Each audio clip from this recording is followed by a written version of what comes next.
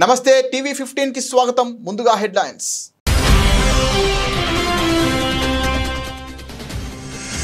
భారత్ పై భారీ సుంకాలు విధించాలన్న ట్రంప్ నిర్ణయంపై మాజీ సలహాదారు జాన్ బోల్టన్ విమర్శలు. కీలక భాగస్వామి అయిన భారత్ ను అనవసరంగా రెచ్చగొట్టడమేనని వ్యాఖ్య.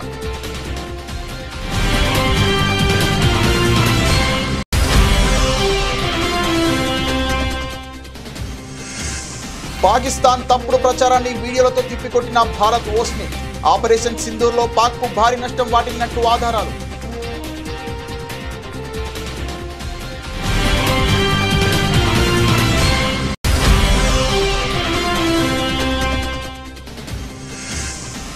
స్వాతంత్ర దినోత్సవం 1090 మందికి కేంద్రం పథకాలు. Police, fire, home guard, correctional services సిబ్బందికి పురస్కారాలు.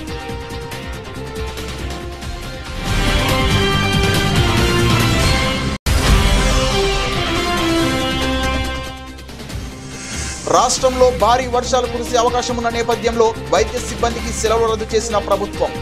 3 రోజులు అప్రమత్తంగా ఉండాలన్న మంత్రి దామోదర్ రాజనరసింహ.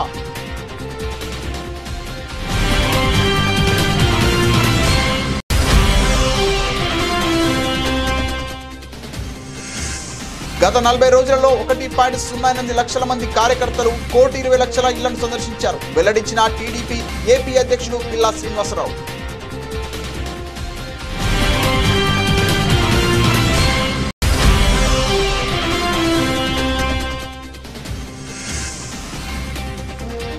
కోదండరాం, అమీర్ అలీఖాన్ నియామకాలపై సుప్రీంకోర్టు స్టే. వారి నియామకాలు నిలిపివేస్తూ సంచలన తీర్పు.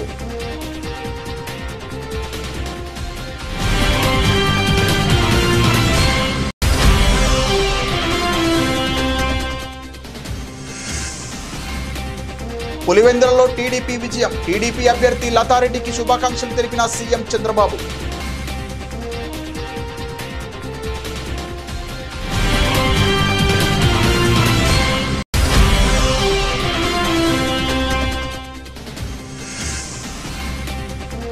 పులివెందుల ఒంటిమిట్ట ఉప ఎన్నికలు రద్దు చేయాలన్న వైసీపీ అధినేత. కేంద్ర బలగాల ఆధ్వర్యంలో తిరిగి ఎన్నికలు నిర్వహించాలని వైఎస్ జగన్ డిమాండ్.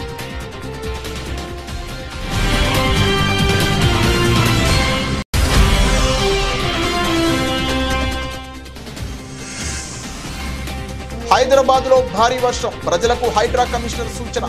అధికారులతో పాటు ప్రజలు అప్రమత్తంగా ఉండాలన్న రంగనాథ్.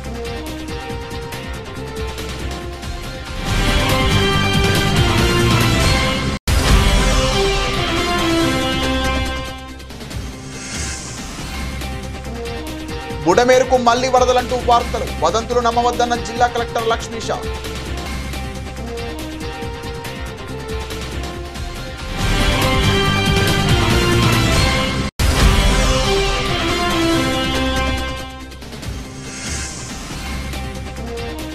పాకిస్తాన్తో భారత్ క్రికెట్ ఆడడాన్ని తీవ్రంగా వ్యతిరేకించిన హర్భజన్ సింగ్. దేశం కోసం ప్రాణాలిస్తున్న సైనికుల త్యాగాలను గుర్తించుకోవాలని హితవు.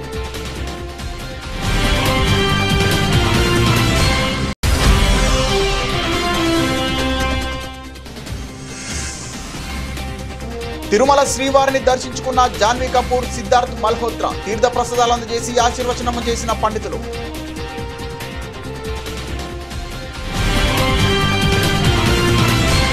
అమెరికా అధ్యక్షుడు డొనాల్డ్ ట్రంప్ భారత్ పై భారీగా సుంకాలు విధించడం ఒక పెద్ద వ్యూహాత్మక తప్పిదమని ఆయన మాజీ జాతీయ భద్రతా సలహాదారు జాన్ బోల్టన్ తీవ్రంగా విమర్శించారు.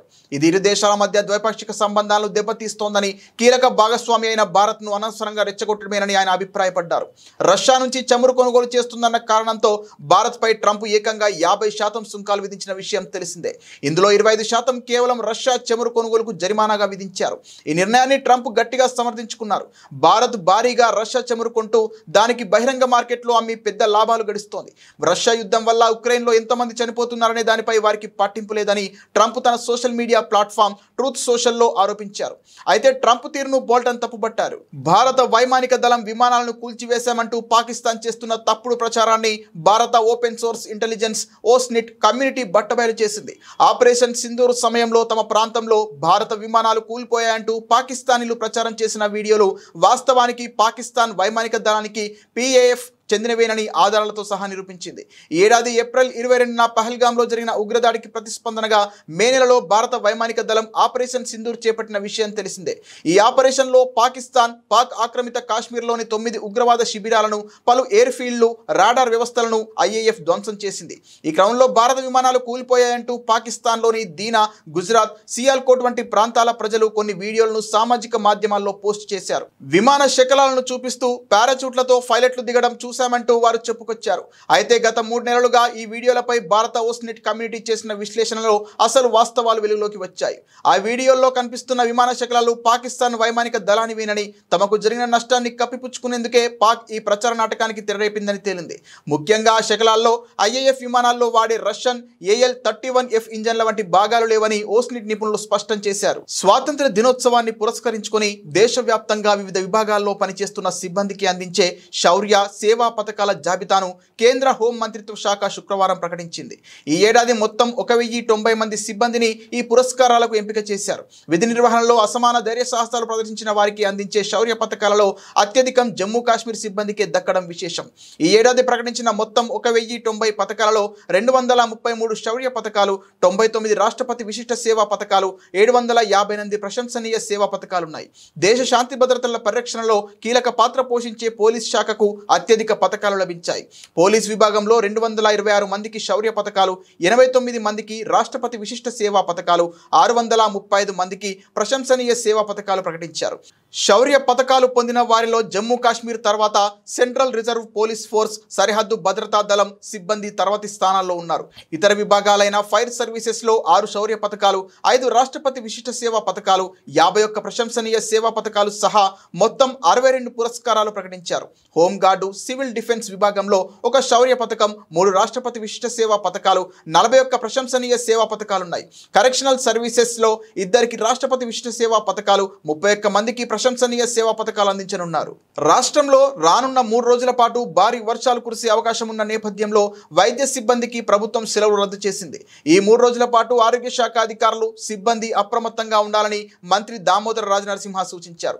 ఆరోగ్య శాఖ ఉన్నతాధికారులతో మంత్రి టెలికాన్ఫరెన్స్ నిర్వహించారు. ఆసుపత్రుల సూపరింటెండెంట్లు, RMOలు, వైద్యాధికారులు, వైద్యులు, సిబ్బంది ఖచ్చితంగా ఆసుపత్రుల్లోనే ఉండాలని ఆదేశించారు. అందుకు అనుగుణంగా ఏర్పాట్లు చేసుకోవాలని చెప్పారు. అందరికీ సెలవులు రద్దు చేయాలని ఉన్నతాధికారులను మంత్రి ఆదేశించారు. అంబులెన్సులు, 102 వాహనాలు అన్ని సిద్ధంగా ఉంచుకోవాలని, ఎక్కడ అత్యవసరం ఉన్నా తక్షణమే వెళ్లి రోగులను తరలించేలా డ్రైవర్లు, EMTలను 24 గంటలు అందుబాటులో ఉంచుకోవాలన్నారు. ఆసుపత్రుల్లో విద్యుత్ అంతరాయం లేకుండా చర్యలు తీసుకోవాలని, కరెంటు పోతే ఆ మరుక్షణమే జనరేటర్లను ప్రారంభించి రోగులకు ఇబ్బంది లేకుండా చూసుకోవాలని ఆదేశించారు. భారీ వర్షాల నేపథ్యంలో ఆసుపత్రులలోకి నీరు చేరకుండా ముందు జాగ్రత్త చర్యలు తీసుకోవాలని ఆదేశించారు.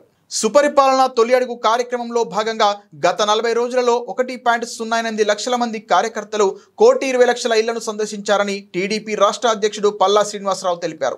టెక్నాలజీని ఉపయోగించి జియో ట్యాగింగ్ ద్వారా ఈ కార్యక్రమాన్ని పర్యవేక్షించామన్నారు. ఈ కార్యక్రమం ద్వారా ఏడాది కాలంలో ప్రజలు పొందిన లబ్ధి, ప్రభుత్వ పాలనపై వారి అభిప్రాయాలను తెలుసుకున్నట్లు పేర్కొన్నారు.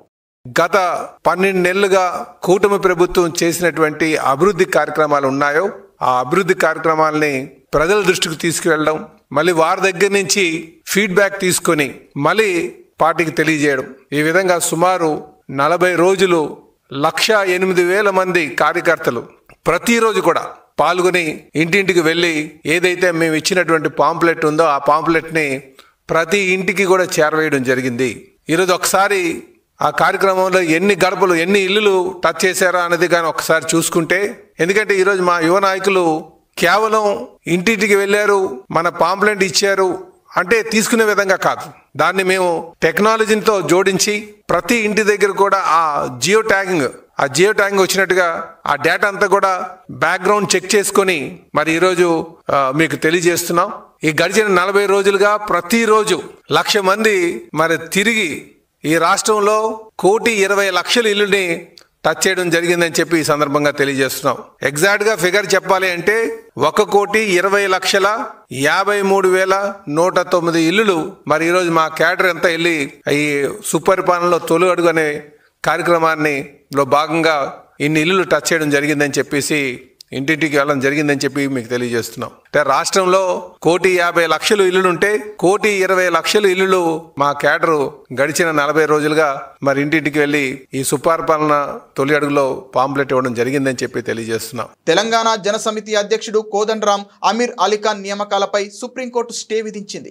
గవర్నర్ కోటాలో వీరిద్దరిని తెలంగాణ ఎమ్మెల్సీలుగా నియమించగా ఈ నియామకాలను సవాల్ చేస్తూ బీఆర్ఎస్ నేత దాసోజు శ్రవణ్ దాఖలు చేసిన పిటిషన్పై విచారణ జరిపిన సుప్రీంకోర్టు ఈ సంచలన తీర్పును వెలువరించింది.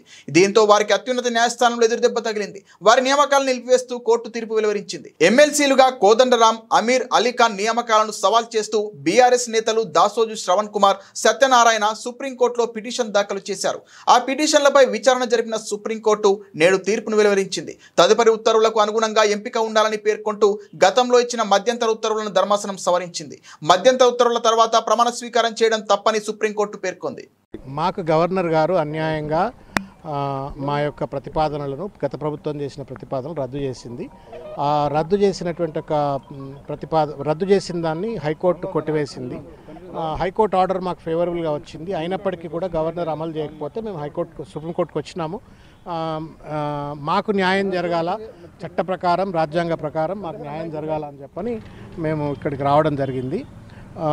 ఆర్డర్ కాపీ రాలేదన్న ఇవాళ సుప్రీంకోర్టు ఆర్గ్యుమెంట్స్ది. అది వచ్చిన తర్వాత నేను ఇమీడియట్లీ మీ అడ్వకేట్ చెప్పినటువంటి అంశం ఏంటి? మీ అడ్వకేట్ మీకు ఇచ్చినటువంటి అంశం ఏంటి? అంటే ఏం జరిగింది అన్నారు, ఏం జరిగిందని చెప్పారు? తెలియకల ప్రశ్న ఇది. నో ఏమన్నారంటే గతంలో ఉన్నటువంటి సుప్రీంకోర్టు ఆర్డర్ ఏదైతుందో దాన్ని మోడిఫై చేస్తూ ఉన్నారు. 14th ఆగస్ట్ 24 నాడు ఏదైతే సుప్రీంకోర్టు ఆర్డర్ ఇచ్చిందో ఆ ఆర్డర్ను మోడిఫై చేస్తూ ఉన్నాము.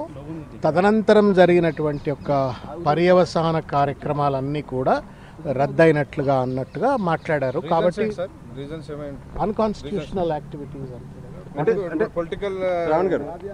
నన్ను ఇప్పుడు నేను ఆర్డర్ వచ్చినాక మొత్తం ఎక్స్ప్లెయిన్ చేస్తాను. కరెక్టే, మేము పొలిటికల్ అఫిలియేషన్స్ మాకుంటే కోదండరాం గారికి కూడా పొలిటికల్ అఫిలియేషన్స్ ఉన్నాయి కదా, అమీర్ అలీ గారికి కూడా పొలిటికల్ అఫిలియేషన్స్ ఉన్నాయి కదా. ధర్మం ఎవరికైనా, రాజ్యాంగం అనేది కుర్ర సత్యనారాయణ గారికి ఒకటి, దాసోజు శ్రవణ్కి ఒకటి, వెంకటేష్ గారికి ఒకటి, లేకపోతే మా రాజుకి ఒకటి ఉండకూడదు కదా. Constitution should be based on the preamble, equality, Liberty అని అంటే మనం అందరికీ సమానంగా రాజ్యాంగం వర్తించాలా. గవర్నర్ గారు రాజ్యాంగాన్ని సమానంగా వర్తింపజేయలేదు. మాకొక pick and choose, selectively pick and choose, మమ్మల్నేమో మాకు స్పెషల్ అచీవ్మెంట్ లేదు, మాకు లాంగ్ టెన్యూర్ లేదు, లేకపోతే పొలిటికల్లీ అఫిలియేటెడ్ అని అన్నారు. మరి కోదండరాం గారు అయితే పార్టీ ప్రెసిడెంటే, తర్వాత అమీర్ అలీ గారికి కూడా పొలిటికల్ యాక్టివిజం ఉంది. మరి వాళ్ళనేమో అపాయింట్ చేస్తుంది. ఆమె మళ్ళీ ప్రెస్ నోట్ ఇచ్చింది 17 జనవరి 2023లో తనే ఒక ప్రెస్ నోట్ ఇచ్చి 24 నాడు ఒక ప్రెస్ నోట్ ఇచ్చి నేను ఈ పదవులు ఏవి నింపను అని చెప్పని రాత్రికి రాత్రి ఏ కారణాల చేతనో వాళ్ళు నామినేట్ చేసినారు. What ever is it sir, ధర్మం గెలవాలని కోరుకుంటున్నా. రాహుల్ గాంధీ గారు అన్నట్టుగా భారత సంవిధానం కాపాడబడాలా, జై సంవిధాన్. అప్పుడైతే completely political motive and illogical interpretation of the constitutional authority that is vested with the governor. కాబట్టి అది సరిచేయబడుతుంది, ధర్మం గెలుస్తుందని భావిస్తుంది. అంటే హైకోర్టుకు మీరు వెళ్ళిన తర్వాత హైకోర్టులో ఏం చెప్తే మీరు సుప్రీంకోర్టుకు వచ్చారు? హైకోర్టులో ఏదైతే మమ్మల్ని గవర్నర్ గారు రిజెక్ట్ చేసినారో ఆ రిజెక్షన్ లెటర్ను రద్దు చేసినారు హైకోర్టు. 2 తర్వాత కోదండరాం గారి నామినేషను, గజెట్, ఆ అపాయింట్మెంట్ ఏదైతే ఉండేనో వాటిని కూడా రద్దు చేసినారు. మేము సుప్రీంకోర్టుకు వచ్చిన తర్వాత సుప్రీంకోర్టులో స్టే ఇచ్చినారు. మీకు తెలుసు, అది 14 ఆగస్టు 2024 స్టే ఇచ్చినారు.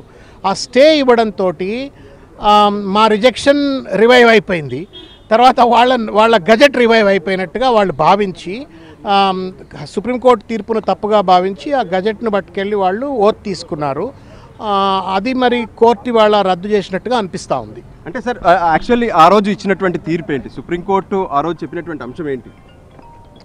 ఆ రోజు ఏం చెప్పింది, notice serve to the government and to the governor and to the respondents to any appointment made subsequently are subject to the outcome of this SLP అని చెప్పడం జరిగింది. పులివెందుల జెడ్పీటీసీ ఉప ఎన్నికలో తెలుగుదేశం పార్టీ అభ్యర్థి మారెడ్డి లతారెడ్డి విజయం సాధించారు.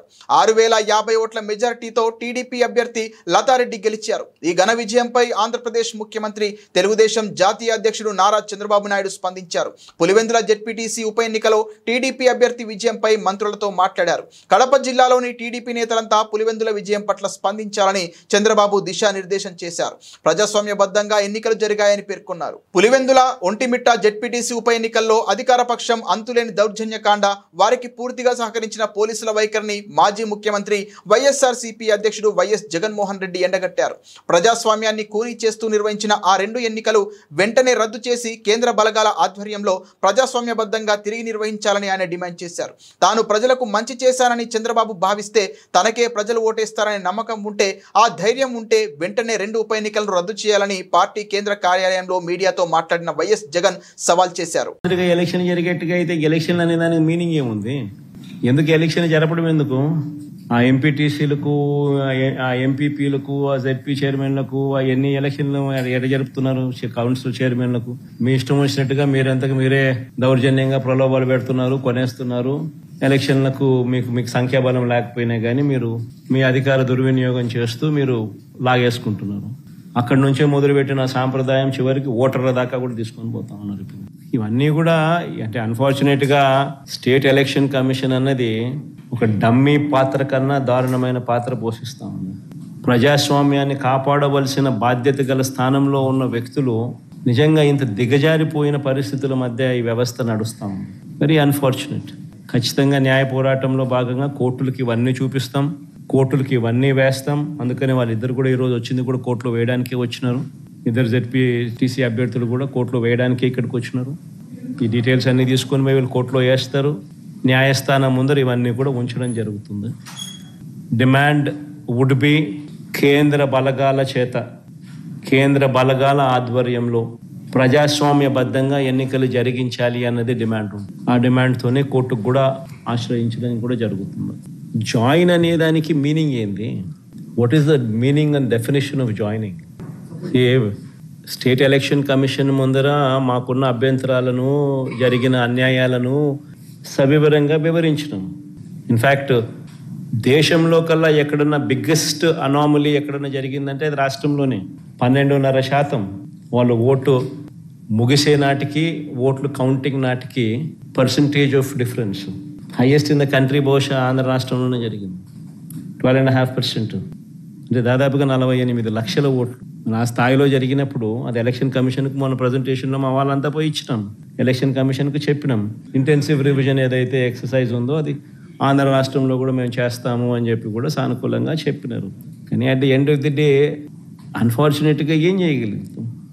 అయ్యా చంద్రబాబు, నీకు ప్రజలు ఓటేస్తారని నమ్మకం ఉన్నప్పుడు, నువ్వు నిజంగానే మంచి చేశావు అని చెప్పి నిజంగా నువ్వు అనుకుంటే ఎందుకు ఇవన్నీ చేయాలా? నువ్వు ప్రజలకు మంచి చేయలేదని నీకు తెలుసు కాబట్టి, ప్రజలు నీకు ఓటు వెయ్యరు అని నీకు తెలుసు కాబట్టి, ప్రజాస్వామ్యబద్ధంగా ఎన్నిక జరిగితే నీకు ఓట్లు పడవు అని నీకు తెలుసు కాబట్టి ఈ స్థాయిలో దౌర్జన్యానికి దిగుతూ ఉండవు. 2017లో కూడా మీ అందరికీ గుర్తుండే ఉంటుంది, నంద్యాల బై ఎలక్షన్స్ జరిగినాయి. కరెక్ట్గా 2019 జనరల్ ఎలక్షన్స్కు 1.5 year ముందు, నా పాదయాత్ర స్టార్ట్ కాక మునుపు నంద్యాల బై ఎలక్షన్స్ జరిగినాయి. అప్పుడు కూడా ఇదే మాదిరిగానే నంద్యాల బై ఎలక్షన్స్ కూడా మైక్రో మేనేజ్మెంట్ చేసినారు. చేసి 27,000తో గెలిచినారు. గెలిచి సంకలు గుద్దుకున్నారు. 27,000 గెలిచినా వైఎస్ఆర్సీపీ పని అయిపోయింది, తెలుగుదేశం పార్టీ బాయింట్గా ఉంది, బ్రహ్మాండంగా ఉంది అని అందరితో నన్ను తిట్టించినారు, వైఎస్ఆర్సీపీని తిట్టించినారు, తెలుగుదేశం పార్టీ బ్రహ్మాండంగా ఉందన్నారు. కరెక్ట్గా 1.5 year తర్వాత అదే నంద్యాలలోనే 35,000తో గెలిచినాం వైఎస్ఆర్సీపీ. రాష్ట్ర వ్యాప్తంగా కూడా చంద్రబాబు నాయుడు భూస్థాపితం చేసినారు ప్రజలంతా. ఎక్కడైనా కూడా ప్రజాస్వామ్యంలో ప్రజలకు మంచి చేసి ఓట్లు అడిగితే, ప్రజలు మనస్ఫూర్తిగా ఆ ఓట్లు వేస్తే 4 కాలాలు వర్ధిల్లుతారు. ఈ ఆదిరిగా దౌర్జన్యాలు చేస్తే ఆ దౌర్జన్యాలంతా కూడా టెంపరీగా మీకు ఏదైనా ఉపయోగపడతాయేమో కానీ చివరికి వచ్చేసరికి కన్ను మూసుకొని కళ్ళు తెరిచేసరికి 1.5 year అయిపోయింది. అప్పుడే కన్ను మూసుకొని కళ్ళు తెరిచేసరికి మరో 3 ఏళ్ళు కూడా అయిపోతాయి. ఆ 3 ఏళ్ళు అయిపోయిన తర్వాత తెలుగుదేశం పార్టీ వీళ్ళు చేసిన అన్యాయాలకు, దౌర్జన్యాలకు, అబద్ధాలకు, మోసాలకు ప్రజలు ఏ స్థాయిలో బుద్ధి చెబుతారు అని అంటే డిపాజిట్లు కూడా రాని పరిస్థితి లేకపోతారు వీళ్ళంతా. ఇది వాస్తవం. హైదరాబాద్ నగరంలో భారీ వర్షాలు కురిసే అవకాశం ఉన్నందున అధికారులు, ప్రజలు అప్రమత్తంగా ఉండాలని హైడ్రా కమిషనర్ రంగనాథ్ అన్నారు. అధికారులకు ప్రజలు సహకరించాలని సూచించారు. బంగాళాఖాతంలో ఏర్పడిన అల్పపీడనం కారణంగా తెలంగాణ రాష్ట్ర వ్యాప్తంగా భారీ వర్షాలు కురుస్తున్నాయి. ఈ నేపథ్యంలో హైడ్రా కమిషనర్ మాట్లాడుతూ భాగ్యనగరంలోని వివిధ ప్రాంతాల్లో భారీ నుంచి అతి భారీ వర్షాలు కురిసే అవకాశం ఉందని తెలిపారు. 51 DRF, 151 మాన్సూన్ ఎమర్జెన్సీ టీంలను సిద్ధంగా ఉంచామని ఆయన వెల్లడించారు. హైడ్రా బృందం 9 బోట్లను, NDRF 6 బోట్లను సిద్ధంగా ఉంచిందని అన్నారు. హైదరాబాద్ నగరంలో 450 వరకు నీరు నిలిచే ప్రాంతాలు ఉన్నాయని, ఆయా ప్రాంతాల్లో సహాయక చర్యల కోసం అధికారులను సిద్ధం చేశామని తెలిపారు. భారీ వర్షాలు కురిసే అవకాశం ఉన్నందున ప్రజలు కూడా అప్రమత్తంగా ఉండాలని ఆయన సూచించారు. నాలాలు, మూసి పరివాహక ప్రాంతాల్లో, ముంపు ప్రాంతాల్లోని ప్రజలు అప్రమత్తంగా ఉండాలని హెచ్చరించారు. హుస్సేన్ సాగర్ నుంచి నీటిని ఎప్పటికప్పుడు విడుదల చేస్తూ GHMC అప్రమత్తంగా ఉందని తెలిపారు. అందరూ సమన్వయంతో కలిసి పనిచేయాలని ఆయన కోరారు. బంగాళాఖాతంలో అల్పపీడన ప్రభావంతో ఆంధ్రప్రదేశ్లో భారీ వర్షాలు కురుస్తున్నాయి.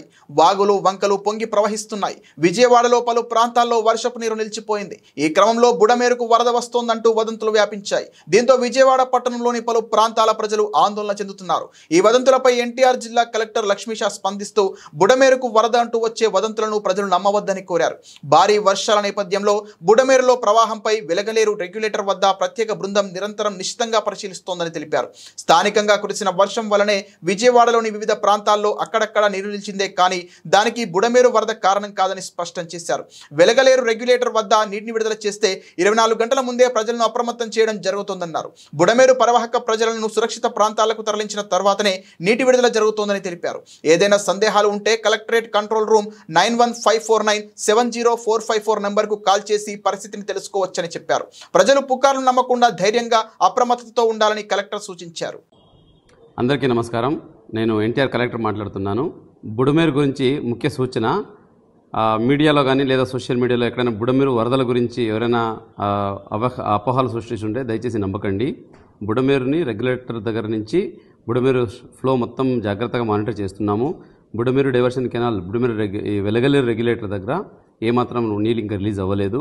ఇప్పుడు బుడమేరులో ఎక్కడైతే సిటీలో నీళ్లు ఉందని కనిపిస్తూ ఉంది అది లోకల్గా పడిన వర్షం వల్ల తప్పితే బుడమేరు ఈ కుత్తులవాగు మళ్ళీ పులివాగు నుంచి వస్తున్న వాటర్ కాదు. బుడమేరు డైవర్షన్ కెనాల్ దగ్గర ఉన్న వెలగలేరు గేట్ ఇప్పటివరకు తెరవలేదు. వచ్చిన నీళ్ళంటే డైరెక్ట్గా నదికి వెళ్ళిపోతూ ఉంది. విజయవాడ నగరంలో బుడమేరు వల్ల ఏమాత్రం ఇబ్బంది లేదు. ఇన్ కేస్ అటువంటి ఇబ్బంది వచ్చే పరిస్థితి ఉంటే 24 hours ముందరే అందరికీ అలర్ట్ చేయడం జరుగుతుంది. ప్రతి ఒక్కరిని సేఫ్ ప్లేస్కి షిఫ్ట్ చేసే వాటర్ రిలీజ్ చేయడం జరుగుతుంది. కాబట్టి దయచేసి ఎవరు అపోహలు నమ్మకండి, భయపడకండి. మీకు ఏదైనా డౌట్స్ ఉంటే, ఏదైనా ఇన్ఫర్మేషన్ కావాలంటే district level command controls room పెట్టున్నాము. అక్కడికి ఫోన్ చేసి మీరు విషయం తెలుసుకోవచ్చు. దయచేసి అపోహలు నమ్మకండి, మీరు ధైర్యంగా ఉండండి, కానీ జాగ్రత్తగా ఉండండి మాత్రమే సందర్భంగా తెలియజేస్తూ ఉన్నాను. Thank you. సరిహద్దుల్లో మన సైనికులు దేశం కోసం ప్రాణ త్యాగాలు చేస్తుంటే పాకిస్తాన్తో క్రికెట్ ఆడటం ఎంతవరకు సమంజసమని భారత మాజీ స్పిన్నర్ హర్భజన్ సింగ్ తీవ్రంగా ప్రశ్నించాడు. దేశ ప్రయోజనాల ముందు క్రికెట్ చాలా చిన్న విషయమని, పాక్తో అన్ని రకాల క్రికెట్ సంబంధాలను బహిష్కరించాలని గట్టిగా వాదించాడు. ఆసియా కప్ 2025 షెడ్యూల్లో భాగంగా సెప్టెంబర్ 14న దుబాయ్లో భారత్ పాకిస్తాన్ మధ్య మ్యాచ్ జరగనున్న నేపథ్యంలో హర్భజన్ ఈ వ్యాఖ్యలు చేశాడు. ఈ విషయంపై హర్భజన్ మాట్లాడుతూ, సరిహద్దులో నిలబడి మనల్ని కాపాడుతున్న సైనికుడి త్యాగం చాలా గొప్పది. కొన్నిసార్లు వారు ప్రాణాలతో తిరిగిరారు. వారి కుటుంబాలు పడే వేదన వర్ణనాతీతం. అలాంటి త్యాగాల ముందు మనం ఒక క్రికెట్ మ్యాచ్ను వదులుకోలేమా? దేశం కంటే ఏ ఆటగాడు, నటుడు గొప్ప కాదు. మన గుర్తింపంతా ఈ దేశం వల్లే వచ్చిందని స్పష్టం చేశారు. కలియుగ దైవం తిరుమల శ్రీవారిని బాలీవుడ్ సినీ నటీనటులు జాన్వీ కపూర్, సిద్ధార్థ్ మల్హోత్రా దర్శించుకున్నారు. గురువారం ఉదయం తిరుమలకి చేరుకున్న వీరిద్దరూ నైవేద్య విరామ సమయంలో శ్రీవారి సేవలో పాల్గొన్నారు. దర్శనానంతరం ఆలయ రంగనాయకుల మండపంలో వేద పండితులు వారికి వేదాశీర్వచనం అందించి పట్టు వస్త్రంతో సత్కరించి తీర్థ ప్రసాదాలు అందజేశారు. జాన్వీ కపూర్, సిద్ధార్థ్ మల్హోత్రా ప్రధాన పాత్రలు నటిస్తున్న తాజా చిత్రం పరం సుందరి. ఈ చిత్రం ఆగస్టు 29న ప్రేక్షకుల ముందుకు రాబోతుండగా వరుస ప్రమోషన్లో పాల్గొంటోంది చిత్ర యూనిట్. ఈ సినిమా హిట్ అవ్వాలని కోరుకుంటూ ఈ జంట తిరుమల శ్రీవారిని దర్శించుకున్నారు. వీరిద్దరూ కలిసి తిరుమల దర్శనం చేసుకున్న ఫోటోలు, వీడియోలు సోషల్ మీడియాలో వైరల్ అవుతున్నాయి.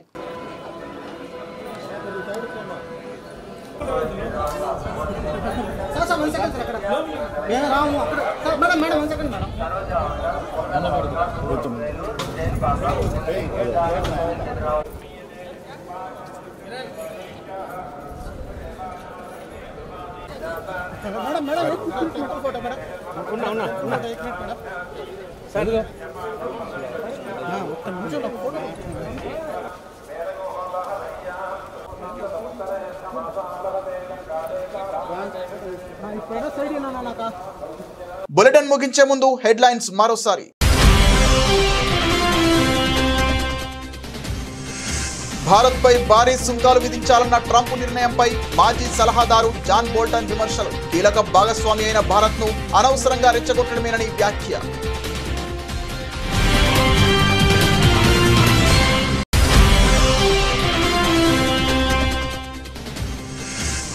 పాకిస్తాన్ తప్పుడు ప్రచారాన్ని వీడియోలతో తిప్పికొట్టిన భారత్ ఓస్నిట్. ఆపరేషన్ సింధూర్లో పాక్కు భారీ నష్టం వాటిల్లినట్టు ఆధారాలు.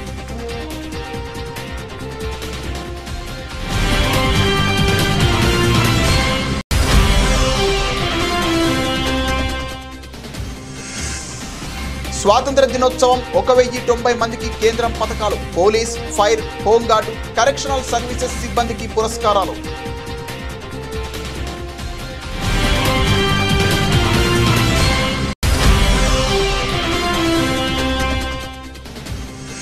రాష్ట్రంలో భారీ వర్షాలు కురిసే అవకాశం ఉన్న నేపథ్యంలో వైద్య సిబ్బందికి సెలవులు రద్దు చేసిన ప్రభుత్వం. 3 రోజులు అప్రమత్తంగా ఉండాలన్న మంత్రి దామోదర్ రాజనరసింహ.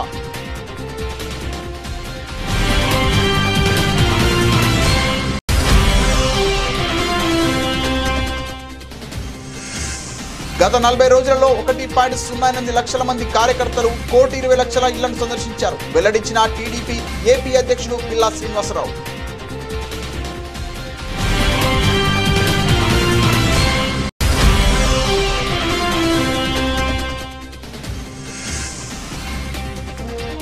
కోదండరాం, అమీర్ అలీఖాన్ నియామకాలపై సుప్రీంకోర్టు స్టే. వారి నియామకాలు నిలిపివేస్తూ సంచలన తీర్పు.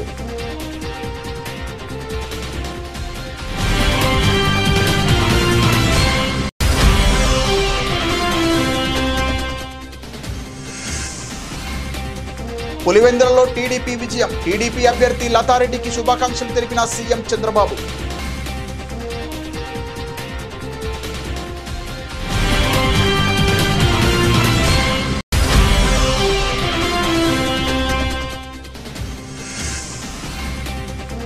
పులివెందుల ఒంటిమిట్ట ఉప ఎన్నికలు రద్దు చేయాలన్న వైసీపీ అధినేత. కేంద్ర బలగాల ఆధ్వర్యంలో తిరిగి ఎన్నికలు నిర్వహించాలని వైఎస్ జగన్ డిమాండ్.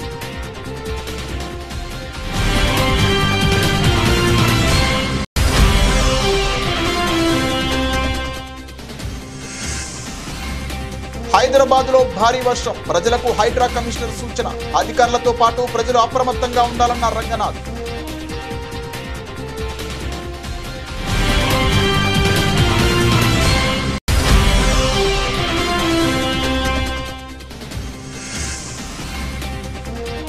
బుడమేరుకు మళ్లీ వరదలంటూ వార్తలు. వదంతులు నమ్మవద్దన్న జిల్లా కలెక్టర్ లక్ష్మీష.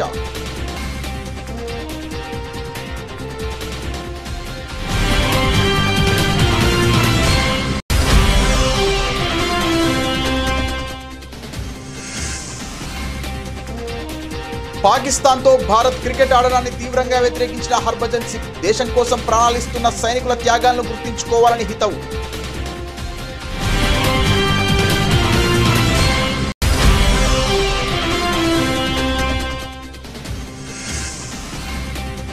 తిరుమల శ్రీవారిని దర్శించుకున్న జాన్వీ కపూర్, సిద్ధార్థ్ మల్హోత్రా. తీర్థ ప్రసాదాలు అందజేసి ఆశీర్వచనం చేసిన పండితులు.